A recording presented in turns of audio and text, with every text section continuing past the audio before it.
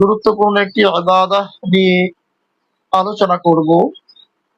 যে ইবাদতের গুরুত্ব নিয়ে কোরআন ও সুন্নাহে বিভিন্ন রকম বক্তব্য বর্ণিত রয়েছে।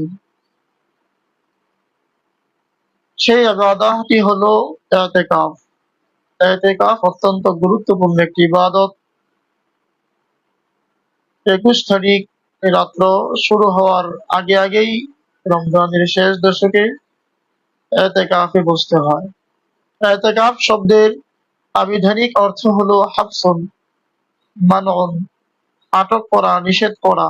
অর্থাৎ একটা ব্যক্তি যে মুতাকিফ হবে, ইতিকাফ করবে, ইতিকাফকারী নিজেকে দুনিয়াবি কাজকর্ম থেকে বিরত রাখবে, আটক রাখবে, দুনিয়াবি কাজকর্ম থেকে নিজেকে সে নিষেধ করবে। একমাত্র আল্লাহ রাব্বুল আলামিনের ইবাদতের জন্য মসজিদের মধ্যে ইতিকাফের নিয়তে অবস্থান করাকে ইতিকাফ বলা হয়।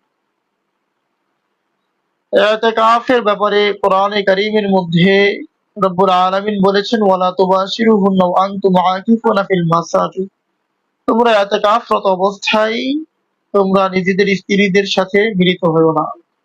এই আয়াত থেকে বোঝা যায় ইতিকাফ বলতে একটি ইবাদত শরীয়তের মধ্যে বর্ণিত আছে।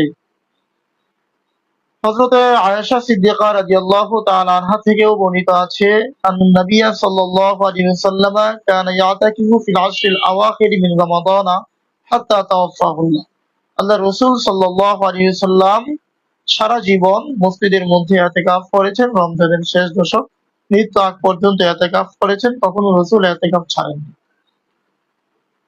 ইতিকাফ ৩ প্রকার হয়ে থাকে: ওয়াজিব, সুন্নতে মুআক্কাদা এবং নফল। ওয়াজিব ইতিকাফ হলো কোনো মানুষ তার নিজের উপর ইতিকাফ আবশ্যক করে নিয়েছে, মান্যত করেছে, ইতিকাফ করবে, সেটা ওয়াজিব ইতিকাফ। আর রমজানের শেষ দশকের ইতিকাফ হলো সুন্নতে মুআক্কাদা, যেটি আল্লাহর রাসূল সারা জীবন করেছেন, কখনো বিনা প্রয়োজনে রাসূল কখনো ইতিকাফ ছাড়েন নাই। আরেকটি হলো নফল ইতিকাফ। নফল ইতিকাফ এটা ১ দিনের করা যায়, ২ দিনেরও করা যায়, ৩ দিনেরও করা যায়। এমনকি অল্প সময়ের জন্য নফল ইতিকাফ করা যায়। মসজিদে প্রবেশ করার সময় ইতিকাফের নিয়তে প্রবেশ করা, এটাও মসজিদে প্রবেশের একটি সুন্নত এবং সেটাও নফল ইতিকাফের অন্তর্ভুক্ত।